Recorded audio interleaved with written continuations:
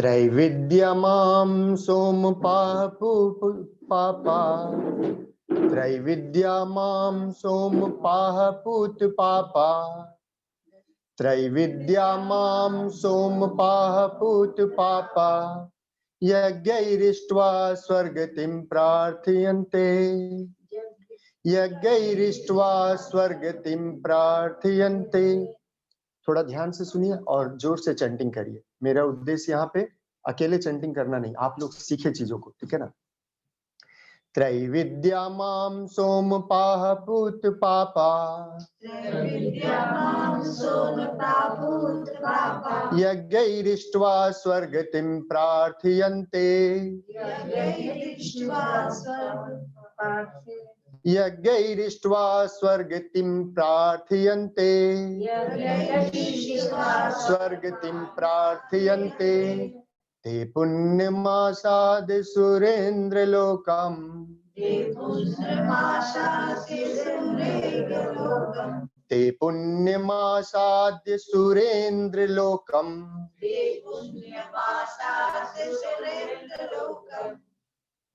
अस्सन्ति दिव्यान् दिवि देव भोगान्, अस्सन्ति दिव्यान् दिवि देव भोगान्, अस्सन्ति दिव्यान् दिवि देव भोगान्। अध्याय 9 श्लोक 20।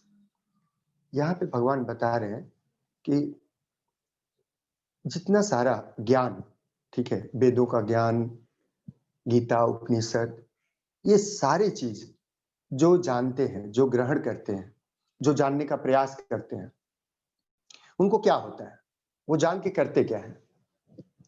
जो जितना ज्ञान अर्जित करता है, ज्यादा से ज्यादा भूल वही करता है, राइट। लेकिन जो वास्तव में वेद का ज्ञान ग्रहण करता है, वो हर बार अपने भूल के बाद हर बार वो नया चीज सीखता है, हर बार अपनी गलतियों के बाद नया चीज सीखता है और हर बार वो प्रयास करता है अपने में सुधार लाने के लिए। तो वेदों के ग्रहण से होता क्या है? वेदों के ग्रहण से होता है कि उसके अंदर सात्विकता धीरे धीरे धीरे धीरे धीरे धीरे बढ़ती चली जाती है, सतोगुण उसका बढ़ता हुआ चला जाता है। और जितना सतोगुण बढ़ता है उतना उससे क्या होता है, दान, पुण्य, दया, जितना ही सात्विक कर्म उससे होने लगता है। और जब तक सात्विक कर्म आपसे नहीं होगा तब तक आप साधना के लायक नहीं होंगे, क्योंकि तमोगुण और रजोगुण से भरे रहेंगे तब तक आप अच्छे साधक, साधक का मतलब क्या है, ध्यान, ध्यानी, योगी तभी हो सकते हैं, तभी स्वयं को जान सकते हैं, तभी दूसरों के लिए आप कुछ अच्छा राह दे सकते हैं। जब तक आप सतगुणी नहीं होंगे तो आप कुछ भी नहीं हो सकता है। तो सतगुणी होने के लिए क्या करना पड़ेगा, वेदों को ग्रहण करना पड़ेगा, उपनिषदों को ग्रहण करना पड़ेगा। और वेद और उपनिषद का सार क्या है, गीता। भगवान इसमें हर बात को बहुत बारीकी से बताया है, ठीक है। तो हम लोग यहां पर समझ गए त्रैविद्य मतलब क्या हुआ, तीनों वेद ज्ञान, वो सारा ज्ञान जो है अपने समझ गए कि वो सारा ज्ञान हमको ग्रहण करना है। और क्या बोल रहा है, सोम रस का पान, यहाँ पे एक वर्ड दिया हुआ है, सोम रस का पान। तो सोम रस के पान से क्या होता है, सोम रस का पान का मतलब क्या है, हाँ, दारू वारू पीना नहीं, ठीक है, मद ग्रहण करना नहीं। सोम रस का पान होता है योगी जो ग्रहण करते हैं।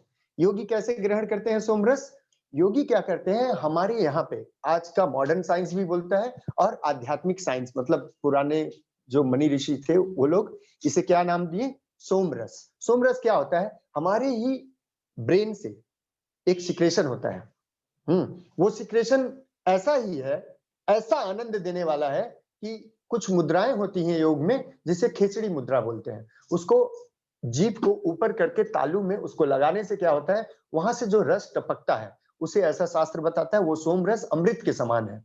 अमृत के समान क्यों बोला जाता है, क्योंकि वो रस अगर नीचे की तरफ आता है तो पूरे शरीर का क्रिया होता है। मतलब हमारे शरीर में एनाटॉमी फिजियोलॉजी में जो समझे तब आपको बेहतर समझ में आएगा। शारीरिक क्रिया नीचे कर दीजिए।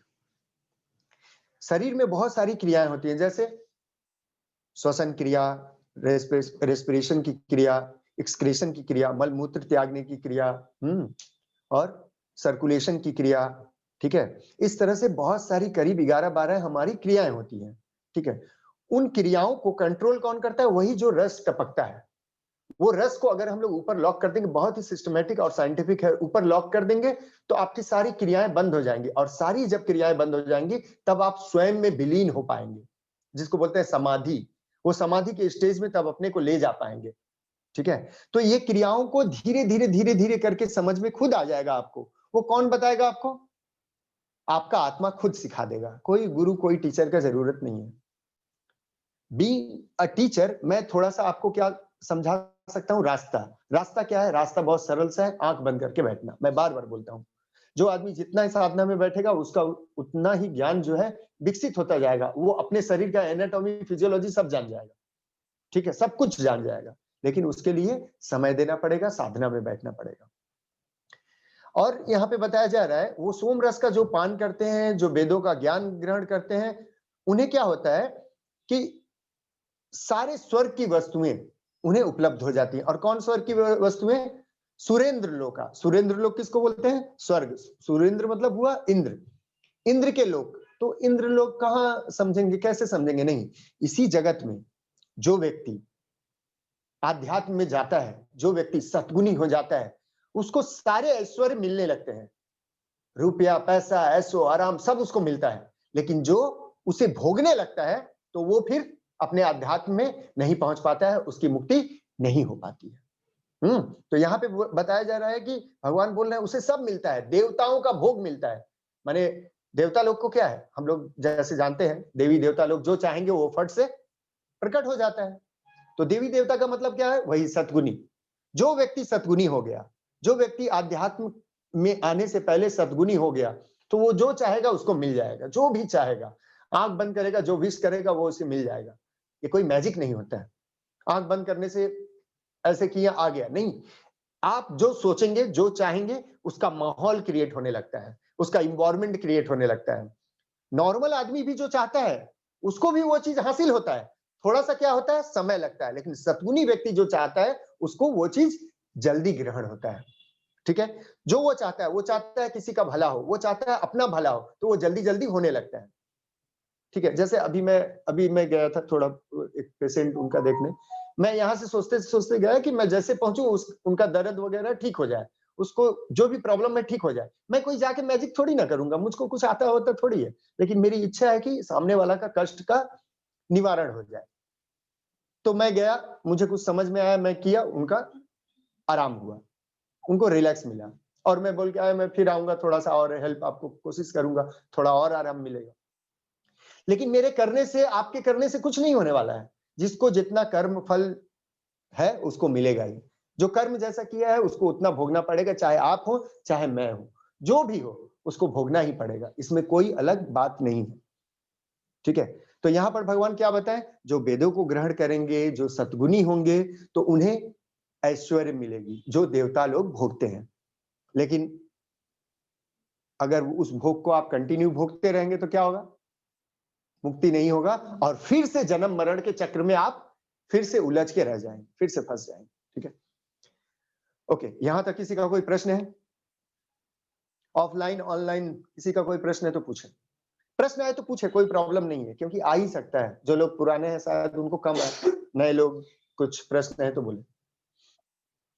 चंदन, कोई भी प्रश्न है पूछिए। हाँ, पूछिए। आत्मा और परमात्मा का जो कनेक्शन होता है, हाँ, वो रोज ध्यान ही लगाने से होगा या फिर अपना जो क्रियात्मक, क्योंकि समय तो बहुत लोगों को मिलता नहीं है कि ध्यान रोज लगा सकें, अपने काम में व्यस्त रहते हैं, दिमाग से हट जाता है, तो उन लोगों के लिए क्या सलाह है आपका? अब फिर से थोड़ा प्रश्न बोलिए और स्पेसिफिक होइए। फिर से प्रश्न बोलिए। कि जिनके पास टाइम नहीं है ध्यान लगाने का या फिर किसी तरह का क्लासेस करने का, उनके पास टाइम नहीं होता काम की वजह से, ड्यूटी की वजह से, वो ऐसे लोग अपने काम के साथ इसको मेंटेन कैसे करें?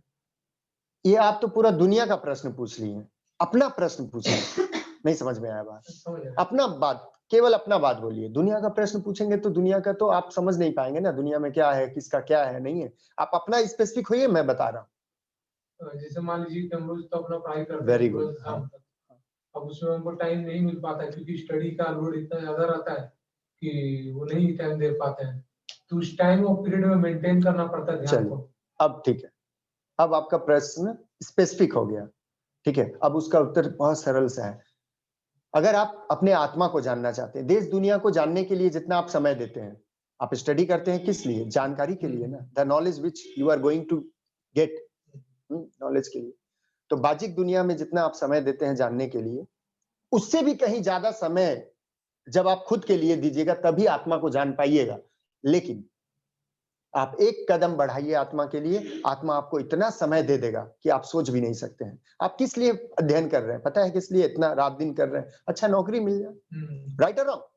तो आत्मा बोलती है मेरे पास तो सब है, आपको जो चाहिए मैं दे दूंगा, लेकिन आप मेरे लिए थोड़ा सा समय दीजिए। आप जब थोड़ा समय दीजिएगा तो आपका बुद्धि प्रखर होने लगेगा। आप तब कम पढ़िएगा तो ज्ञान ज्यादा बढ़ने लगेगा। तो आप और ज्यादा समय दीजिएगा, आपकी बुद्धि और प्रखर होगी। हाँ, तो स्वामी जी को ये मोटी-मोटी बुक्स पढ़ने के लिए ना घंटों भी नहीं लगते थे। क्यों? क्योंकि उनका बुद्धि प्रखर था। बुद्धि प्रखर कैसे हुआ? वही साधना, वही ध्यान जो आज मैं आपको बता रहा हूँ, आज जो समझा रहा हूँ, वो लोग और आने वाले लोग वही करते थे। ठीक है? आपको मैं अक्सर लोगों को बोलता हूँ, स्वयं को जानना है तो आपको 13 घंटा साधना में आना पड़ेगा। 13 घंटा आँख बंद करके बैठना पड़ेगा। नहीं होता है।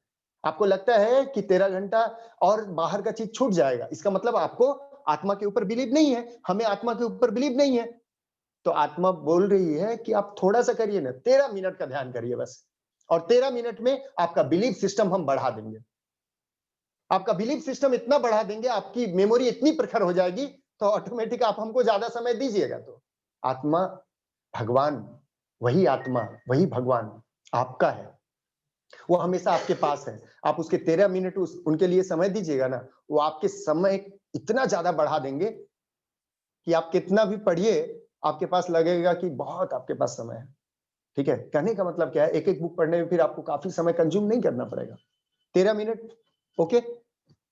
Are you comfortable with 13 minutes? या ठीक है ना? 13 मिनट करके देखिए and see the changes in your life. 2 times if possible, 2 times if not possible 1 time. It means when you wake up, जैसे आंख खुला बस 13 मिनट्स आंख बंद करके बैठे। डोंट थिंक एनीथिंग, क्या हो रहा है, क्या टेक्निक्स है, कैसे साधना करना है। Lots of techniques are there which I will tell you, but don't think on that. Simply close your eyes and sit. और देखिए धीरे-धीरे सारा ज्ञान आपको खुद हो रहा है। ठीक है? कोई टेंशन नहीं है। लेकिन हाँ, साधना के लिए ज्यादा समय चाहिए, लेकिन आप थोड़ा सा शुरुआत करिए, उसके बाद बैलेंस हो जाएगा। और समस्या थोड़ा है कि ध्यान के समय और सतगुण प्रवचन के समय थोड़ा नींद आता है। ठीक है ना? एकदम सही बात है। ये एकदम सबके साथ, not even this is for you only, this is for mine only. मेरे लिए भी ऐसा होता है।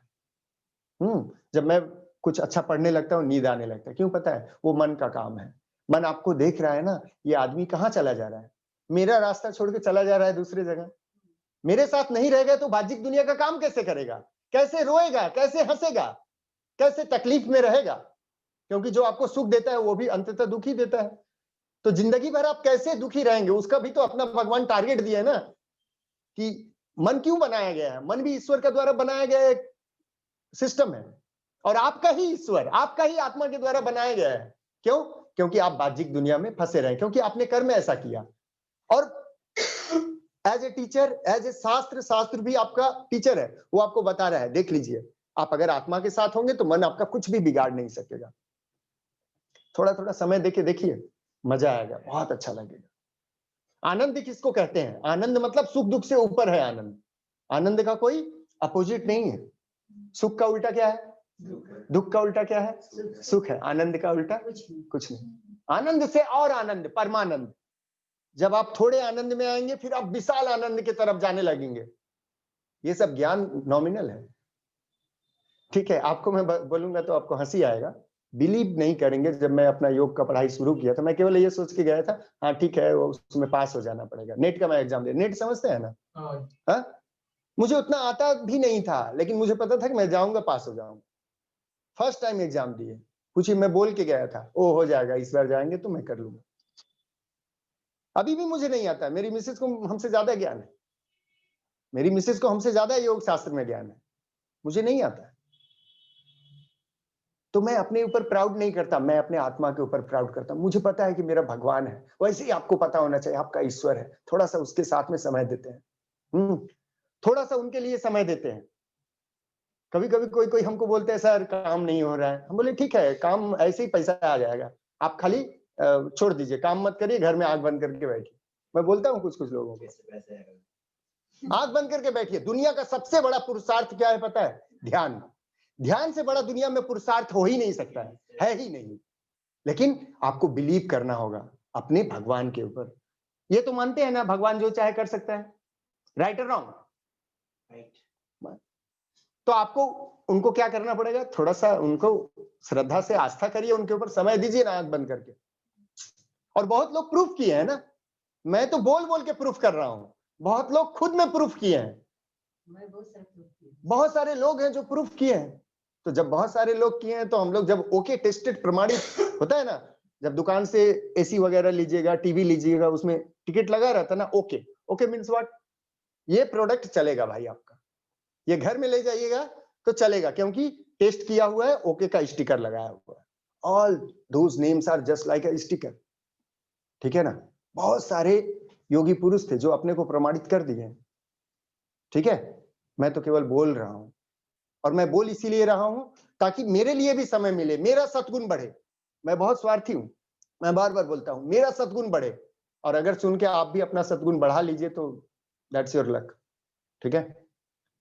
और कोई क्वेश्चन समझ में आ रहा है? थोड़ा समय दीजिए, ज्यादा नहीं, ठीक है? किसी का और प्रश्न? हाँ, एक और। मैं बोला आप थोड़ा बांग्ला हिंदी शायद नहीं समझ रहे हैं। 2 टाइम, 2 टाइम, एक सुबह एक शाम। रात को सोने से पहले सुबह में जागते ही पहला काम करिए, लेट के ही अगर कर सके तो थोड़ा सा कॉन्शियस हो जाइए, और नहीं तो ध्यान जैसे मैं सिखाता हूं यहाँ पे, ठीक है? वंस गीता खत्म हो जाएगा फिर मैं ध्यान का प्रोसेस भी बताऊंगा, आप लोग घर पे करेंगे, ठीक है ना? सुबह के समय और शाम के समय, सो के उठने, जैसे उठे तब और सोने से पहले, ठीक है? हम लोग